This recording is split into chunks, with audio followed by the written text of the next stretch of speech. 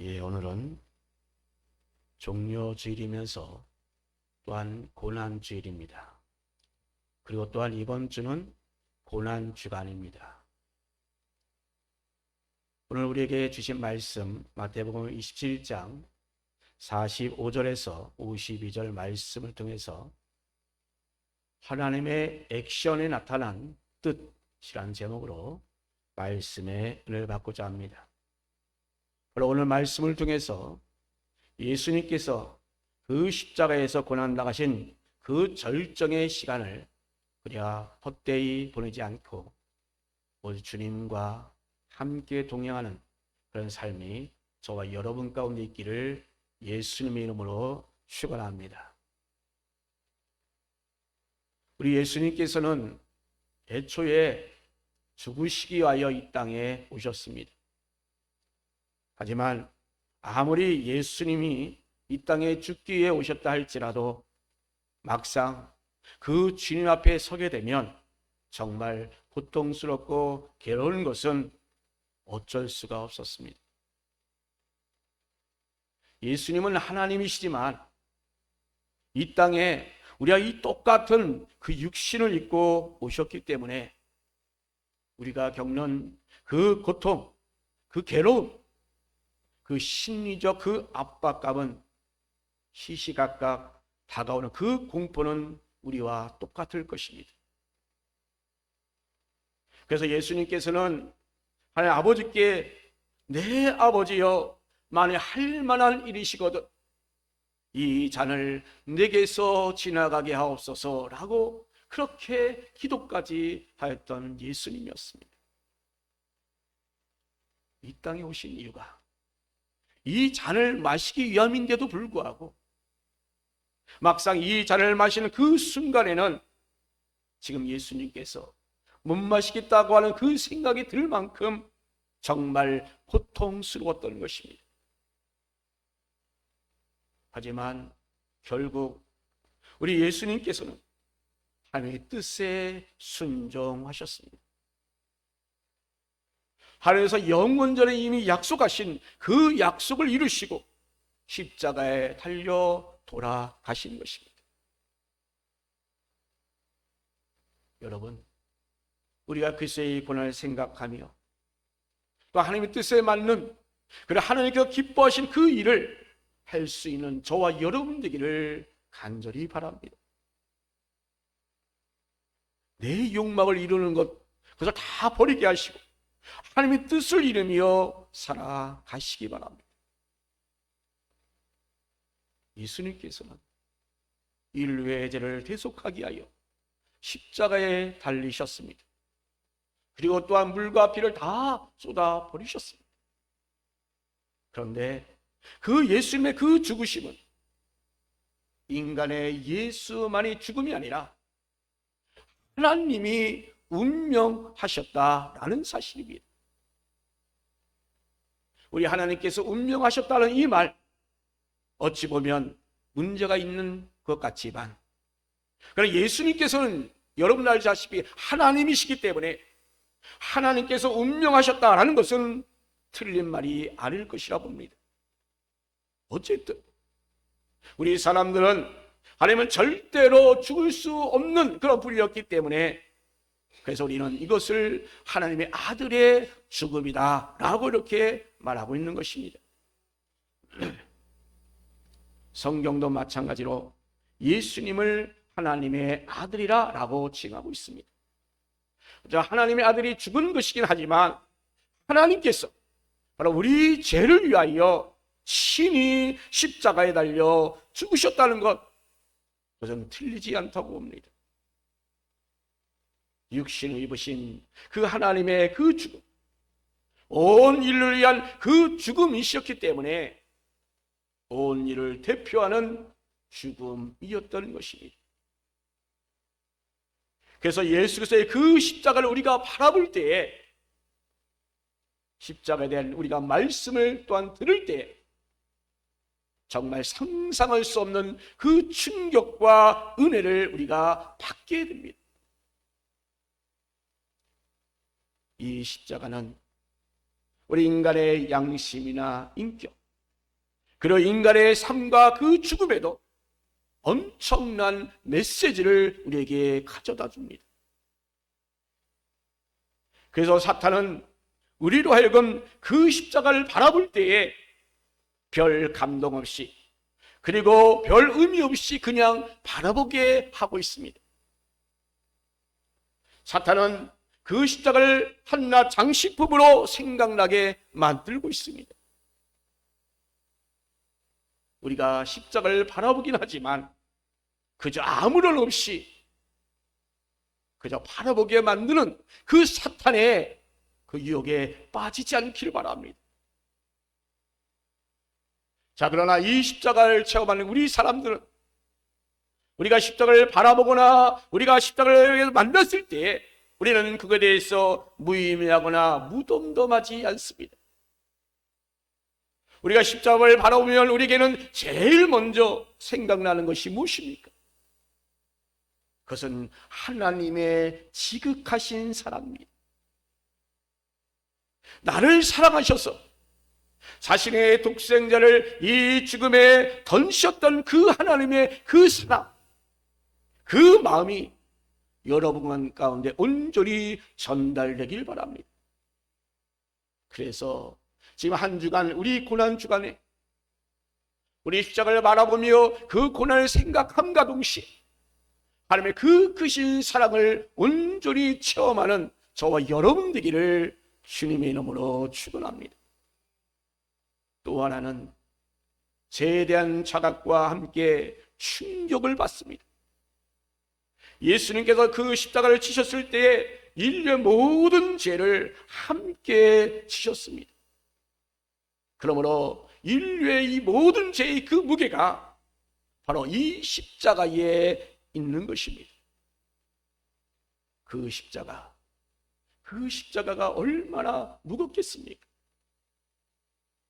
자신이 지은 죄도 자신이 정말 감당할 수 없어서 그 죄책감 때문에 우리가 잠을 제대로 이루지 못하는데, 심지어 그 죄책감 때문에 자살하는 그런 사람들이 우리 가운데 얼마나 많이 있습니까?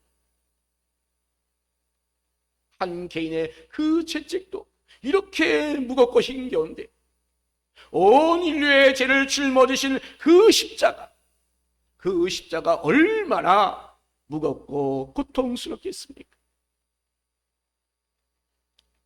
여러분, 예수 그리스도라는 영화를 보셨나요? 지저스 크라이스트. 그 영화를 보면 아주 처참하게 상처 입은 그 예수 그리스도의 그 모습이 잔잔한 음악 가운데 계속 펼쳐지는 그 장면이 계속 이어집니다. 그 인간의 그 죄의 무게가 얼마나 무거웠으면 그러한 십자가를 지고 가신 그 예수님, 그 장면을 보면서 여러분 어떤 것을 느낍니까? 그 무게감을 느끼지 않습니까? 하나님이시지만 인간의 그 몸을 입고 오셔서 인간의 고통을 그대로 느껴야 하는 그 고통이 정말로 처절하게 느껴지지 않습니까? 특히 예수님의 그 온몸에 난 그 상처, 그 잔인함과 그 처절함은 예수님의 정신적, 육체적 그 고통을 가히 짐작하고도 남음 있지 않습니까? 비록 우리가 이 영화를 통해서 보고 있었지만, 그러나 예수님께서 당하신 그 고통이 정말 얼마나 처절하고 그랬는지 우리 모든 관객들이 자기 자신 직접 채찍을 맞는 것처럼, 상처를 입은 것처럼 그런 느낌을 받지 않았습니까? 빌라도에게 사형 선고를 받고 골고다 언덕까지 그 십자가를 지고 가시는 그 예수님, 또한 로마 병사로부터 정말 처참하게 채찍질을 당하는데 심지어 납덩어리가 달린 그 채찍을 무수히 많이 맞은 그 예수님의 그 온몸 가운데서 정말 칼로 붓붓 그어낸 것처럼, 종이가장이 찢어지는 것처럼 너덜너덜거리는 그 모습, 그 지경에 이른 그 예수님, 이렇게 채찍과 같은 그 외부의 그 충격으로 말미암아 그 피부가 찍힌 그 상처를 의학적으로 볼 때 그것을 열창이다라고 부르고 있습니다. 그의 피부가 그냥 긁히는 정도의 그 약한 충격을 말하는 것이 아닙니다. 피부 탄력의 그 한계를 벗어난 절동으로 아주 거센 그 충격이 가해졌어요. 이제 그 피부가 찢어짐으로 말미암아 회복 불능의 그 상태를 말하고 있는 것입니다. 그 피부와 그 피부 지하층, 지방층이 근육과 분리되어 정말 가다치료되어서 결국은 사망한다라고 말할 그 정도까지 말입니다. 그래서 일부 학자들은 말하기를 이렇게 잔인한 그 채찍질 때문에 예수님께서는 그 십자가에 달리자마자 곧바로 운명하셨다라고 이렇게 말하기까지 합니다. 그토록 엄청난 채찍, 그 고통을 감내하셨던 그 예수님, 이렇게 예수님께서 처참하게 채찍질 당하시던 그 당하시던 그 하나님, 그것을 본 하나님은 과연 어떠했을까요? 그 하나님께서 과연 어떠했을까요? 그리스도께서 그 고난의 형벌을 받으실 때에, 십자가에 달려 그 돌아가실 때에 과연 하나님은 어떻게 하셨을까요?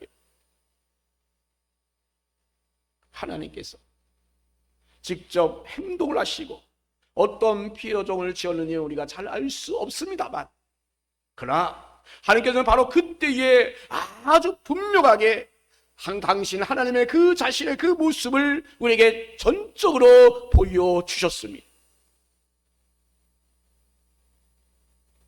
분명하게 하나님께서 우리에게 그 액션을 취하여 주셨습니다. 첫 번째로 바로 그때 빛을 거두어 가셨습니다. 본문 45절에 제6시로부터 온 땅에 어둠이 임하여 제9시까지 계속되더니 라고 말씀합니다.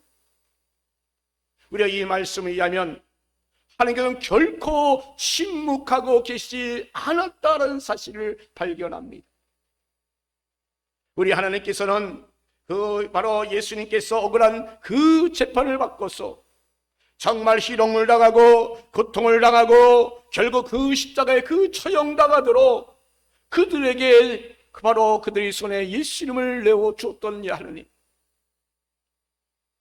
그러므로 예수님께서 그 형벌받아 그 십자가에 그 처형당하는 그 모습을 보시면서 하나님께서 너무나도 마음 아프셨던 것입니다.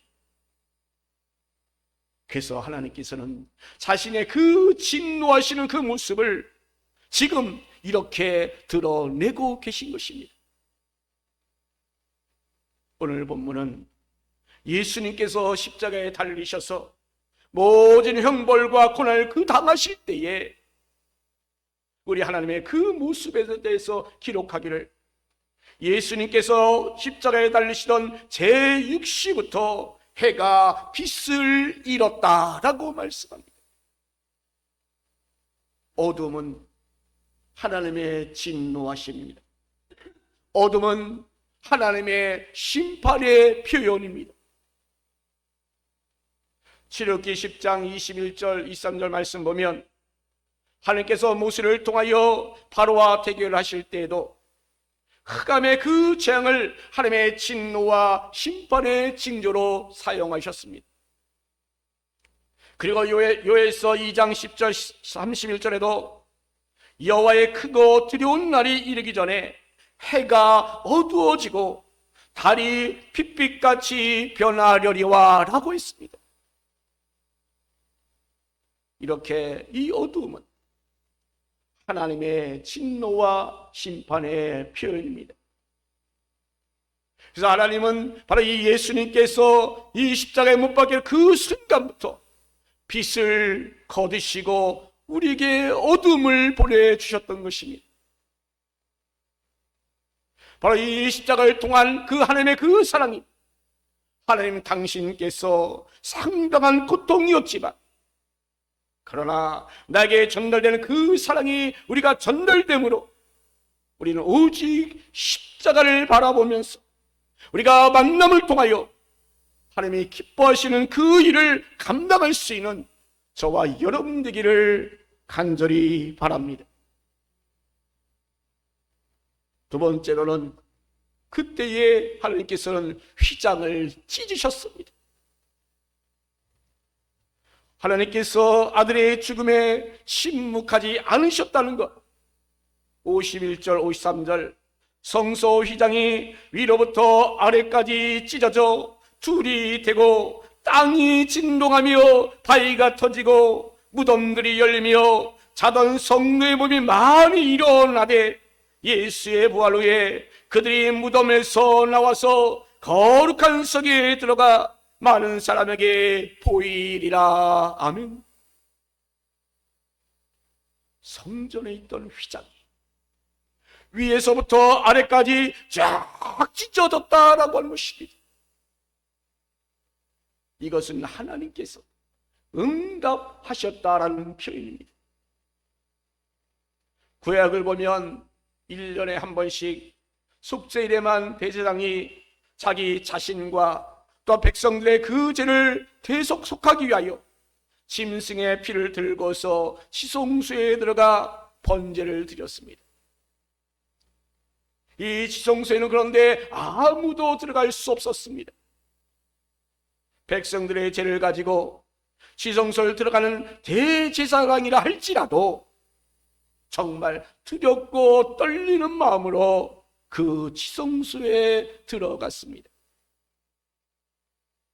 만약에 이 피를 가지고 가는 그 대제사장 자신에게 바로 죄가 있다고 한다면 그는 거기서 바로 죽는 것입니다. 그래서 대제사장은 제일 먼저 자기 자신의 죄를 위하여 제사를 드렸습니다. 그리고 백성들의 죄를 위하여 또한 제사를 드렸던 것입니다.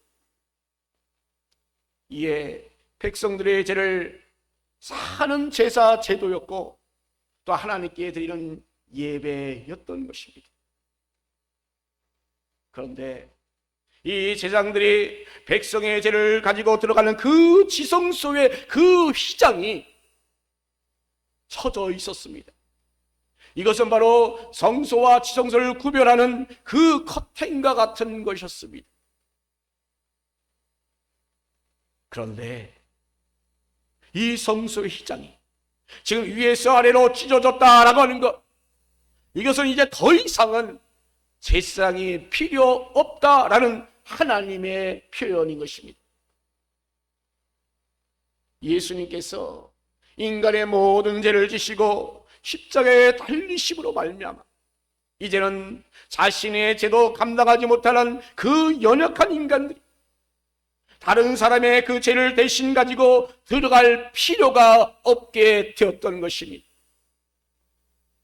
이에 대해서 히브리서 9장 11절 12절에 그리스도께서 대제사장으로 오사 손으로 짓지 아니한 더 크고 온전한 장막으로 말미암아 염소와 송아지 피로 아니하고 오직 자기 피로 영원한 속죄를 이루사 단번에 성소에 들어가셨느니라. 아멘.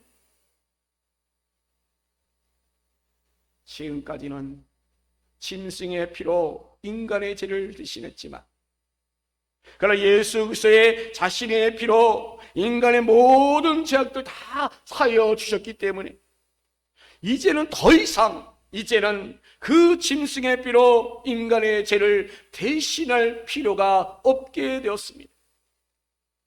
그래서 이제 성전의 그 휘장이 쫙 찢어지게 되었던 것입니다. 내 죄를 대신하여 누군가가 지성소에 갈 필요가 없게 되었던 것입니다. 이제는 그런 말이면 내가 이제 하나님께 직접적으로 바로 예수 그리스도의 이름을 힘입어서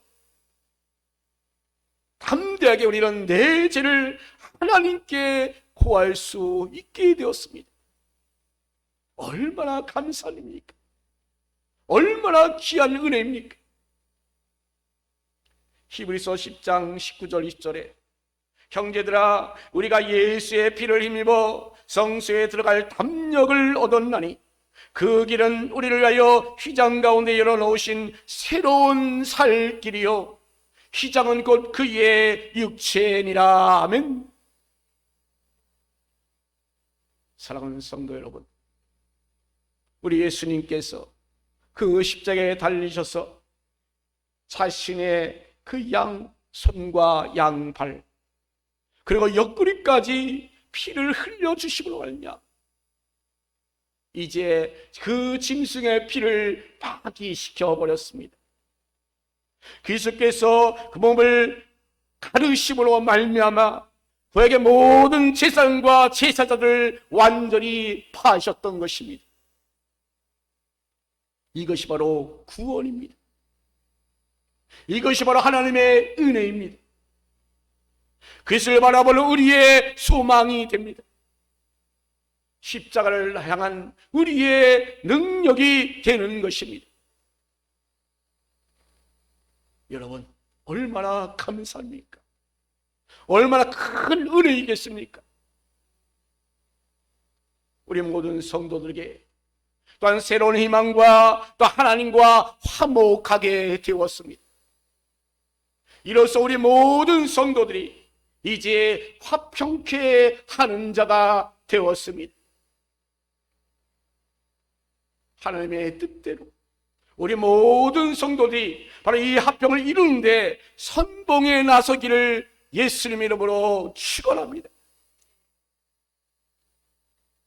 세 번째는 파이가 터지고 죽은 자가 살아났습니다. 땅이 진동하며 파이가 터지고라는 표현, 마태복음에 아주 독특한 그런 기록입니다. 성전 휘장이 찢어짐과 동시에 땅이 진동하였고 파이들이 갈라졌습니다. 백부장의 그 탄성과 함께 이 모든 사건들은 바로 예수님의 그 죽음 직후에 일어난 역사적 사실입니다. 마태는 분명히 지진 그 자체를 성전 휘장이 찢어지고 무덤이 열리는 그 사건과 같이 하나님의 그 진노의 심판과 하나님의 임재를 상징하고 있습니다. 이사야서 29장 6절에 만군의 여호와께서 우레와 지진과 큰 목소리와 해오리 바람과 폭풍과 맹렬한 불꽃으로 그들을 징벌하실 것인즉 이라고 말씀합니다. 그런데 여러분, 더 놀라운 것은 무덤이 열리면서 죽은 자들도 일어났습니다. 정말 얼마나 놀라운 사건입니까? 바로 이 그리스도의 죽음과 동시에 순식간에 죽었던 자들이 일어난 것입니다. 무덤이 열리며라는 그 결과로 무덤 입구를 막고 있던 그 커다란 그 돌문이 열리게 되었다라는 표현입니다. 팔레스타인의 무덤들이 대개 보면 천연 동굴이나 아니면 바위를 쪼개어 만든 인조 동굴에 시체를 안치하고 그 줄기에 큰 돌을 굴러들여서 봉인하였던 것입니다. 자, 그런데 그 입구에 막고 있다 그 돌이 지진 때문에 굴러가서 무덤이 열렸다라는 사실입니다. 이 사건은 우리에게 두 가지 의미를 가져다 줍니다. 하나는 지금 운명하신 그리스도께서 다시 부활하셨다라는 사실입니다. 예수님께서 다시 살아나리라는 그 말씀대로 분명히 다시 살아나신 것을 미리 보여주신 것입니다. 그리고 또 하나는 자던 성도들의 그 몸이 많이 일어나되라는 그 말씀대로 죽은 자들이 살아났다라는 표현인 것입니다. 이 사건은 메시아가 오실 때에 죽은 자의 부활이 있을 것이며 모든 성도들의 부활이 있을 것임을 실제적으로 우리에게 보여주신 사건입니다. 여러분, 오늘 본문에서는 이렇게 그리스도께서 고난당하시고 죽으시고 부활하신 것을, 그리스도께서 운명하는 그 순간에 그 모든 것을 한 번에 다 보여주셨습니다. 그리스도께서는 완전히 죽으셨습니다. 이것은 그리스도께서 운명하는 그 순간에 피조된 자연이 이미 증가하고 있지 않습니까? 그리스도께서 완전히 죽음으로 말미암아 우리의 모든 죄가 이제 완전히 사하여 주었습니다. 또한 반면에 사망과 죄와 그 사단의 그 권세가 완전히 무너졌습니다. 그리고 또한 무덤이 열리고 죽은 자가 살아났다는 것, 그것은 바로 죽은 자가 살아난 것처럼 바로 예수 그리스도께서 다시 사흘 만에 살아나실 것을 우리에게 미리 보여주셨습니다. 또한 우리 믿는 성도들까지도 역시 이렇게 부활하겠다라고 우리에게 보여주신 것입니다. 오늘 본문에는 이렇게 하나님의 그 마음이 잘 담겨 있습니다. 하나님의 그 참담한 그 심경과 그 분노와 심판 잘 담겨져 있습니다. 하나님의 진노하시는 그 심정, 지금 어두움을 표현하셨습니다. 또한 그리스도께서 운명하실 때에 고래 완성으로 휘장을 찢어주시고 그리스도께서 완전히 죽음으로 우리의 죄를 완전히 사하여 주셨습니다. 또한 뿐만 아니라 오늘 본문에는 그리스도의 부활, 그리고 믿는 사람들의 그 부활까지 다 이렇게 계시하여 주었습니다. 여러분, 지금 말씀드린 대로 이 말씀은 너무나도 많은 것을 우리에게 이야기해 주고 있습니다. 정말로 너무나 놀라운 우리의 은혜와 소망을 우리에게 보여주고 있습니다. 사랑하는 성도 여러분, 그렇다면 우리는 이 땅에서 과연 어떻게 살아야 하겠습니까? 지금 우리 그리스도인들은 세상 사람들과 똑같은 것 같습니다. 그렇게 살고 있습니다. 세상에서는 편하게 살려고 합니다. 그러나 오늘 말씀은 바로 우리 성도들에게 그 십자가의 고난이 있다는 것을 우리에게 깨닫게 해줍니다. 하나님의 자녀라는 그 영광에 바로 이 고난, 그에 맞는 고난도 함께 있다는 사실을 우리에게 알려주고 있습니다. 그러나 우리 하나님께서는 그 십자가를 지고 가는 그 고난에 결코 침묵하지 않으십니다. 이길 수 있는, 정말 감당할 수 있도록 우리에게 힘을 더하여 주십니다. 함께 하시는 하나님을 믿으시고 그 십자가의 길, 그 고난의 길을 순종하여 나가시는 저와 여러분 되길 바랍니다. 바울 사도는 고린도서 4장 10절에서 우리가 항상 예수의 죽음을 몸에 짊어짐은 예수의 생명이 또한 우리 몸에 나타나게 하려 함이라. 아멘. 이렇게 바울 사도는 그 십자가의 고난을, 예수의 죽음을 몸에 지니고 지렸다라고 말합니다.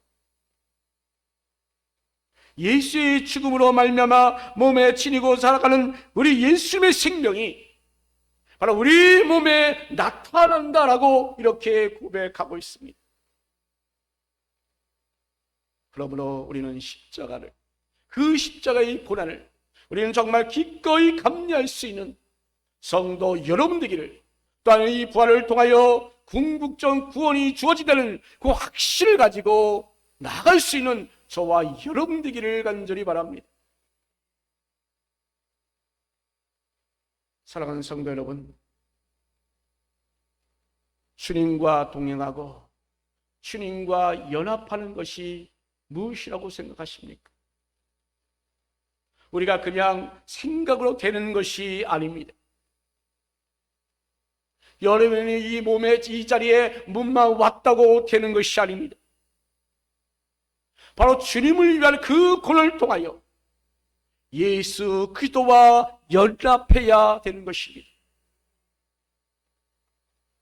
사순절, 특히 오늘 종료주일이요 고난주일, 또한 이번 주는 이 고난주간에 우리가 이제 놓여 있습니다. 여러분의 생각을 이 고난주간만큼에도 정말 내려놓으시기 바랍니다. 여러분의 육신의 소욕을 다 내려놓으시기 바랍니다. 버리시기 바랍니다. 그래서 그리스도와 연합함으로 하나님의 뜻이 온전히 이루어낸 한 주간이 되시기를 예수님의 이름으로 축원합니다. 아멘.